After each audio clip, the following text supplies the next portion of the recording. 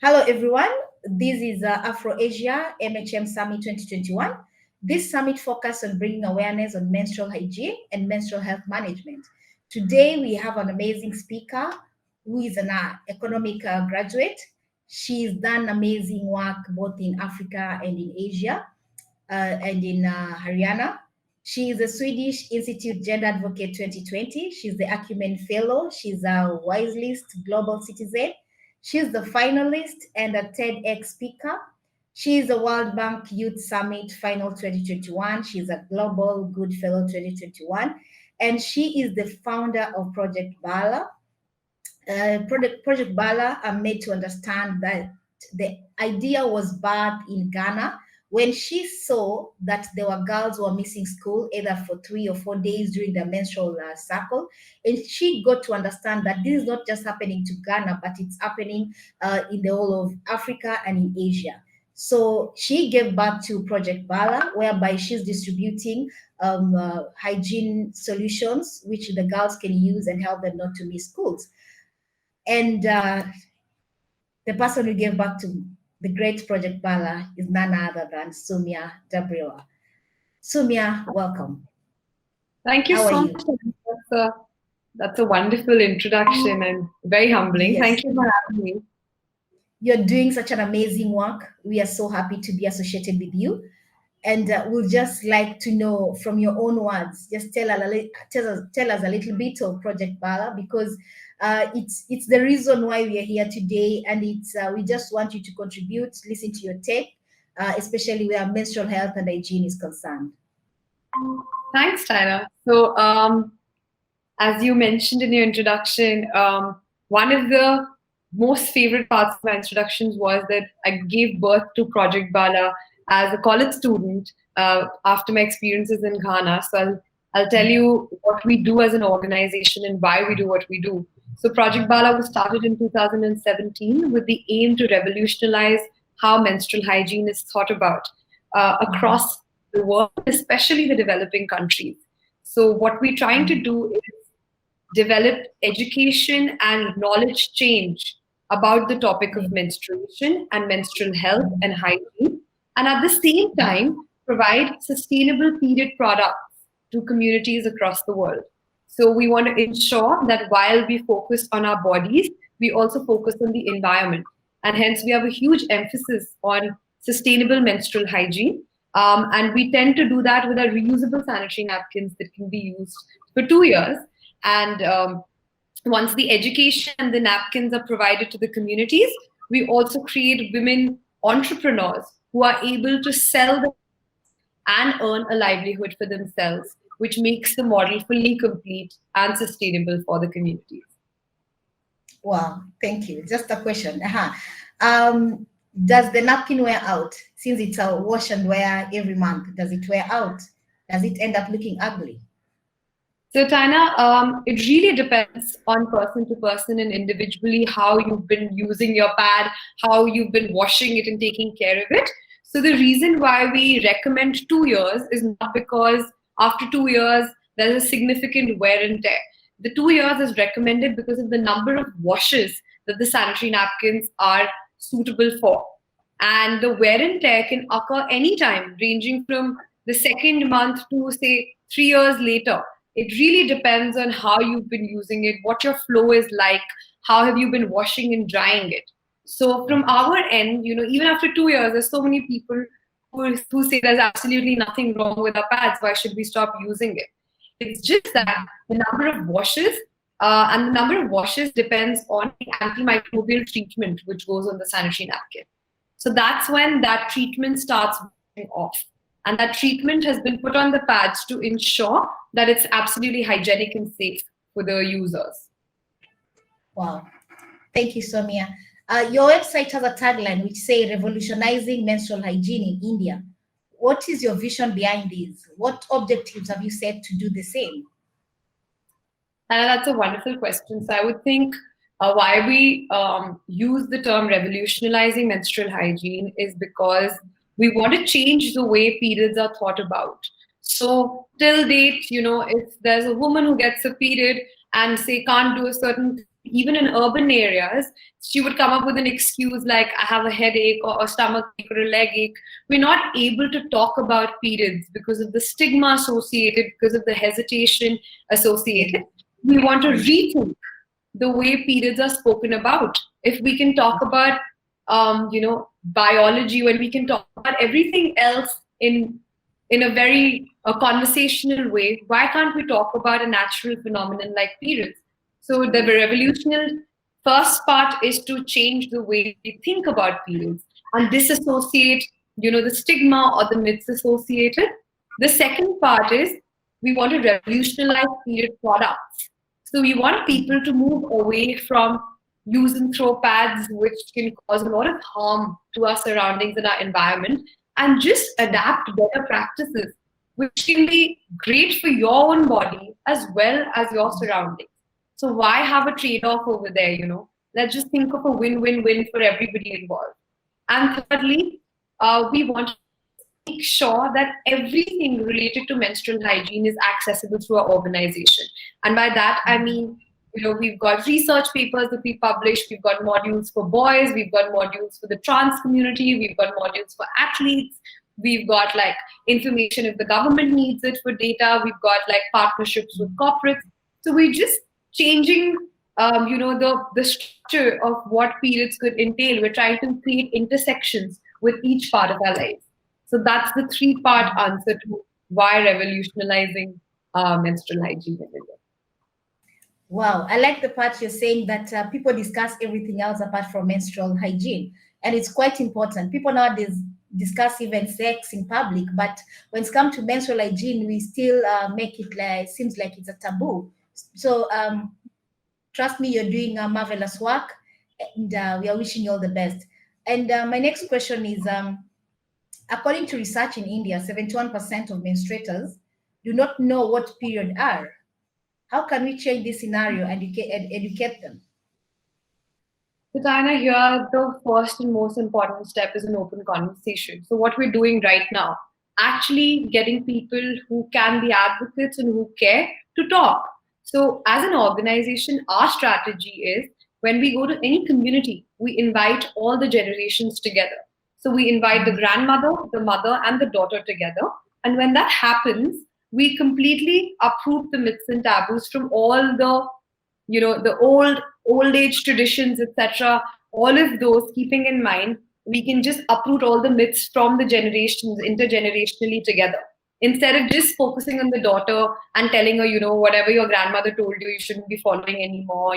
Those are old practices. Don't think about it. At the end of the day, she goes back home, and then her mother's just going to give her a tight one and be like, where did you learn this from? You have to follow what we've told you. So what we want to do is create an intergenerational impact so that we can systematically just break the barrier of misinformation that has been passing on from one generation to the next one, to the next one, and so on and so forth. We want to end that cycle. So that's how, we're starting the conversation around period. We're trying to destigmatize it. We take all of these things that they tell us, like a lot of girls tell us that periods are a way for our body to get rid of the bad blood. We've also heard things like a witch enters your body and that's why you bleed. Because why a witch? Because they have these mood swings. Because of PMS, you get mood swings. So they say a witch has entered and she's controlling our mood. And actually, even us were told that that it's impurities coming out. So that's the idea they have. So what we do is we don't disrespect this. We try and make them understand why this may be wrong and why we need to think of a different way, why we need to think of the logic or the rationale behind it. So that's the way we're trying to convert that 71% to a much, much, much lower number and eventually get it to zero. Perfect. And as we know, the urban and rural is a bit different. So what are some of the challenges that you experience when you're going to do health advocacy as a rural area? Because, sometimes rural people, not like, I'm saying this with a lot of respect to people who live at the rural, because because there's no maybe television, most people don't like to go to the rural to empower them. So them getting the information, sometimes it's minimal. So it's like when you're going, it's like you're starting afresh from zero. Unlike the people at the urban that have Mr. Google, that they can Google anything under the sun. So what's your take on that? Do you have any challenges of the rural areas? Yes, Tana. So there are challenges both in urban and rural. But to be focusing on the rurals, I can tell you with the first thing that comes to my mind when someone asks me this is when we were in this one community in north of India and we got all the women together to talk to them about periods. The men came with sticks and wanted to attack us, saying that what you're doing is trying to westernize our communities. You're trying to whitewash our communities and bring these modern values, whereas we're a traditional community and we don't want our cultural and traditions to be tarnished. No. So we'd gone with the intention of not trying to uproot any traditions. We just wanted to spread information and awareness and knowledge.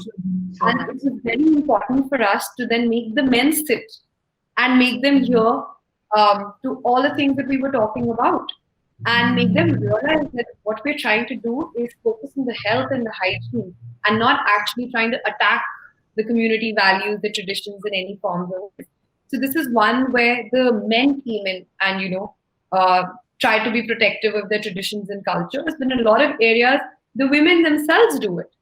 They don't want to open their minds to new ideas. They don't want to open their minds to wanting to learn beyond what they've known all their lives. And it's very difficult to break that, mental block. But, over time, now we've been running the organization for 4.5, 5 years. We've come up with very interesting ways of breaking that mental block, of actually entering the community's mind in their own ways and having a conversation. So we've taken our own time to achieve that, but we're at a place where we know how we should communicate with the community. So this has been the biggest challenge in rural areas. Soumya, just to ask the same question on that. Since you're almost being chased away by big sticks and maybe big men and all that, do you now consider having security when you're going to this village, or maybe you had to learn some taekwondo somewhere or karate somewhere for your self-defense? So, Tana, India is a beautiful country. The beauty of our country lies in its diversity, where we've got all kinds of experiences spread across the country. So there are certain areas where we do feel that we require a net of safety. And that too, we've never traveled with security, just ensured that all of the operations are created in a way that are safe for the team. But other than that, it's quite the opposite. We find so much warmth and love in the community. And especially after the workshops, especially after we've spent time with the community, there's so much love and reception that it's actually the other way. I'll give you an example. We were in a village just before lockdown, and we'd spent like an entire week, a whole team over there, and they didn't know how to thank us because they didn't have money. So they picked up their goats and said, "Why don't you take this as a gift from us for all of the work that you've done for our community?" So that's the level of, love and warmth the community goes with. Again, our country is massive. The kind of things that happen are also crazy from one part to the other. And there are some places where you have to be a little more careful and think about your security and safety a bit more than where you would otherwise in other areas. That's very important.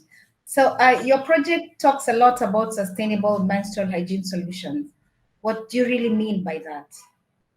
So, Diana, I mean, there's this, we just talk about the two of us as people who menstruate. We would generate 4 trucks of non-biodegradable menstrual waste in our lifetime. So 2 individuals, Diana and Soumya together, have generated 2 trucks of non-biodegradable waste in their lifetime. In India, and especially I live in Delhi, I've grown up here all my life, and New Delhi is the capital, which is highly populated. And we've got slums, these little areas throughout the city which have a high density of population, millions of people living together, and there is no waste management system.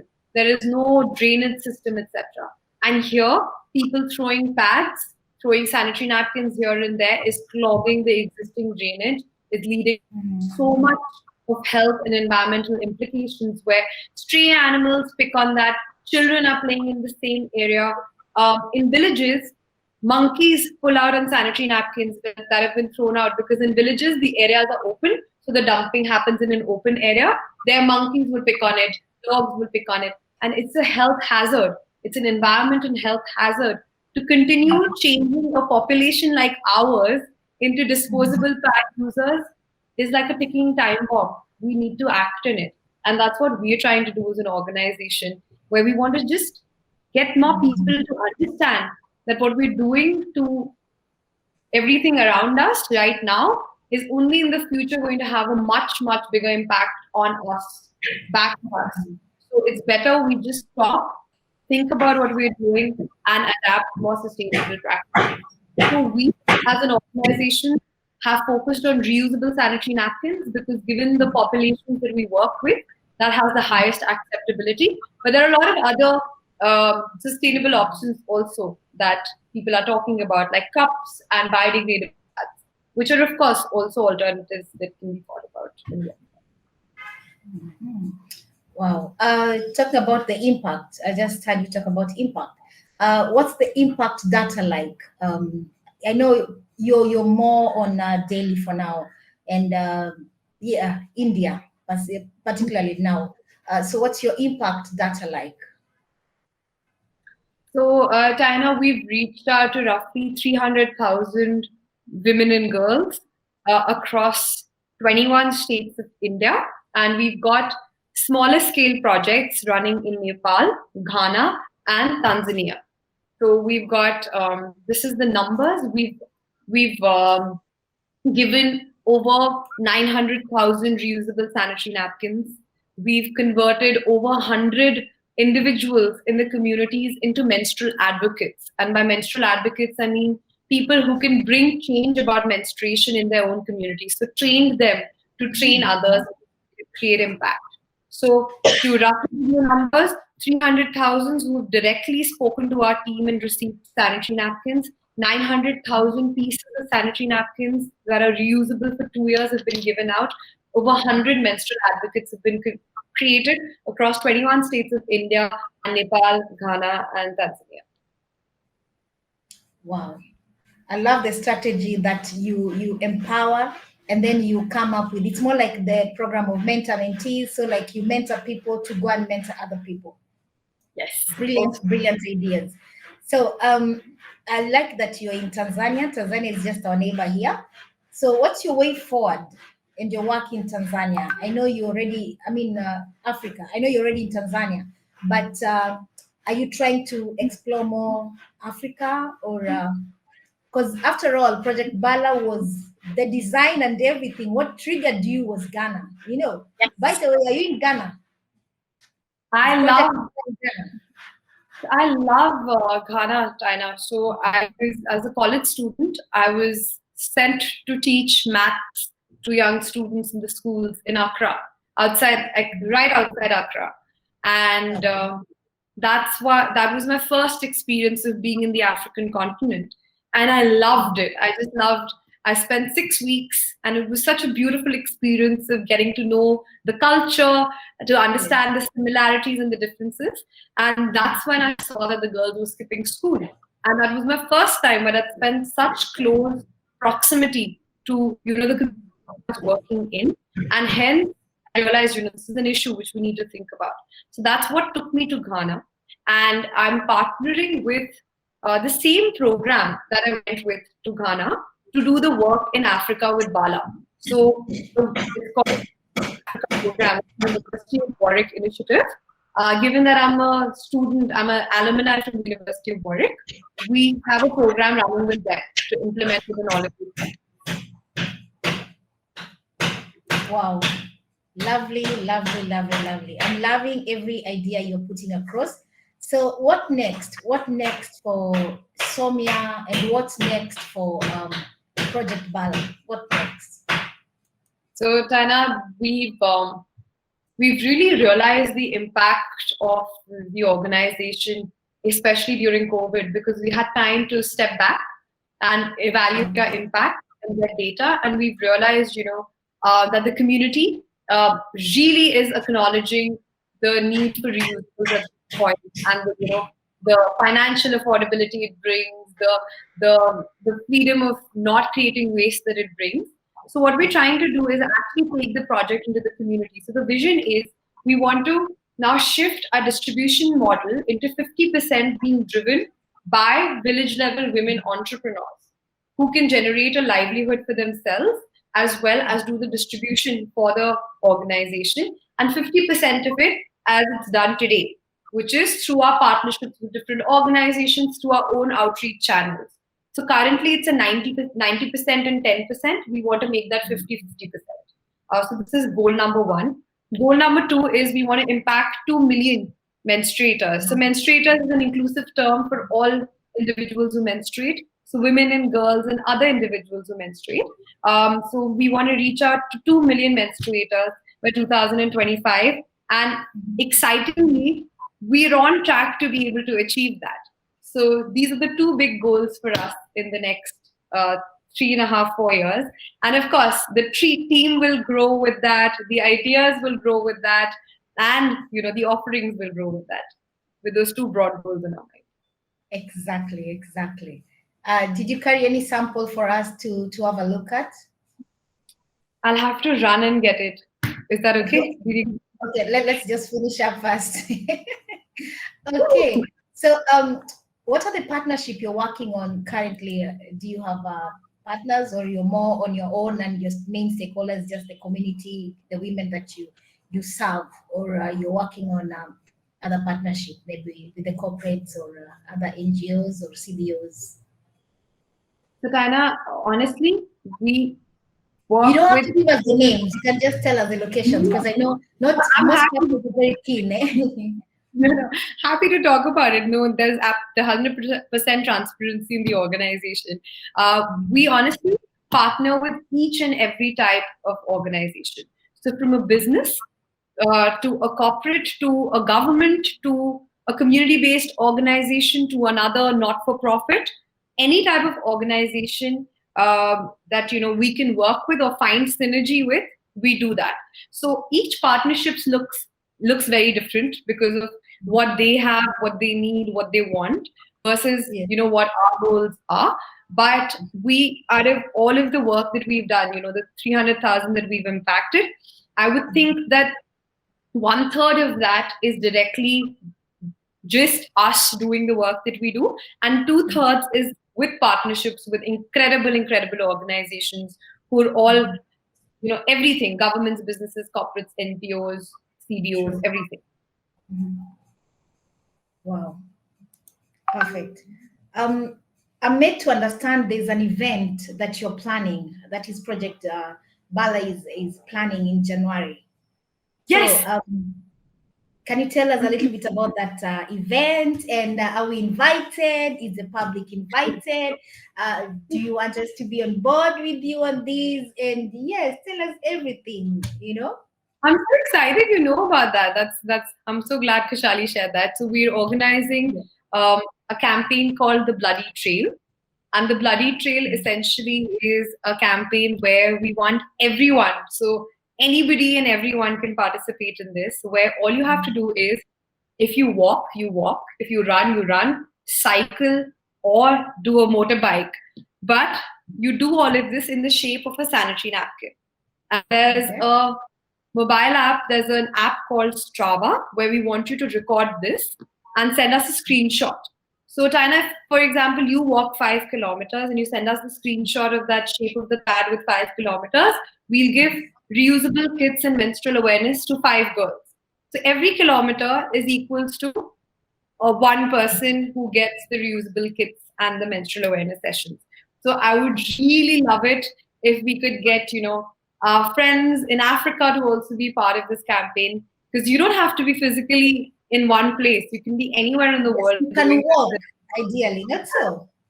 You can walk, you can run, whoever does whatever as a fitness, regime, you can just do that. Can you drive?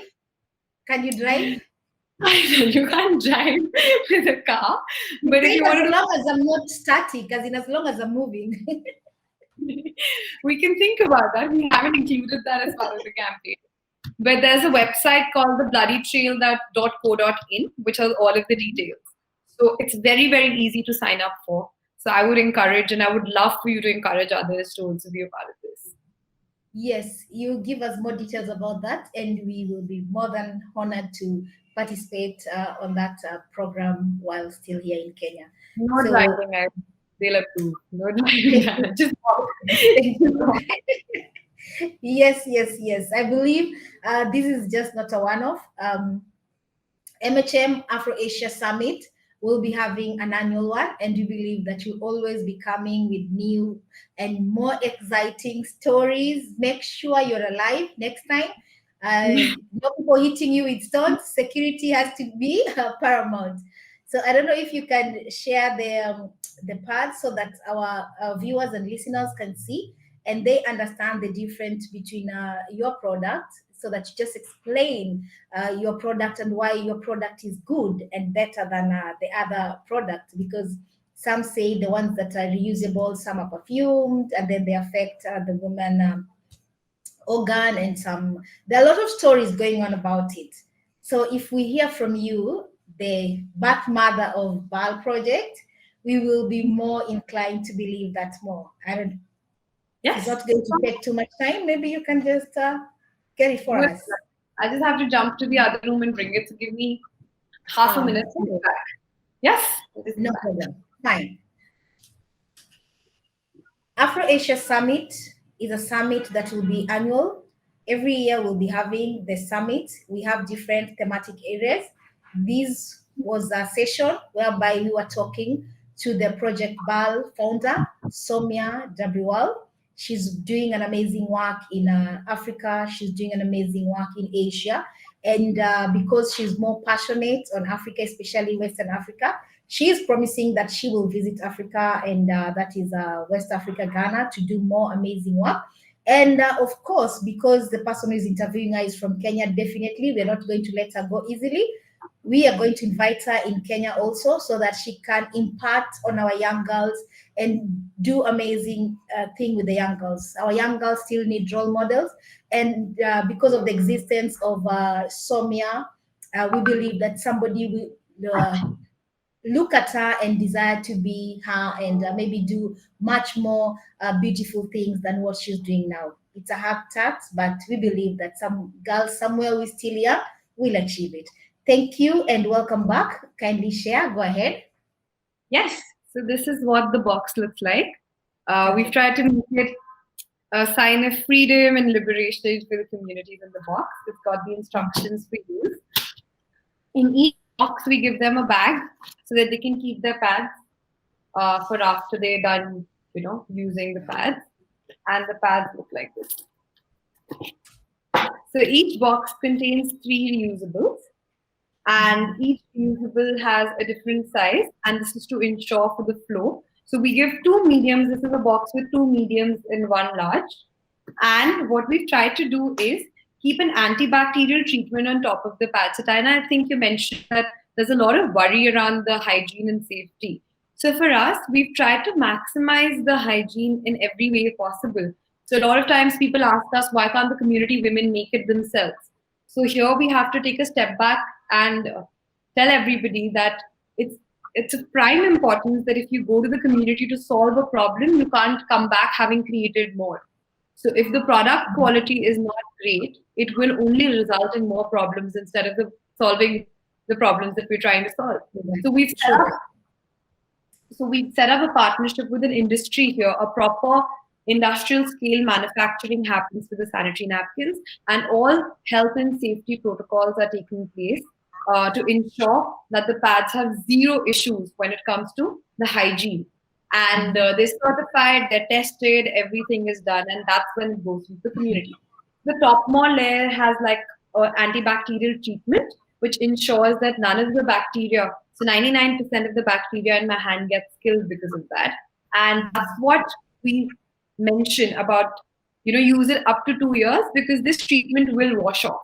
So the pads may not wear and tear or deteriorate, but the treatment wears off. So when we go into the communities as part of our awareness curriculum, we have 7 modules, and the 7th module is actually just telling everybody how to use the pads safely and ensuring that there's no, misconception or any idea that can cause harm. So we teach them how to use the pads nicely. And then once they're done with the use, they just turn it into this little kit and they put it in their bags and they can just store it for the next time.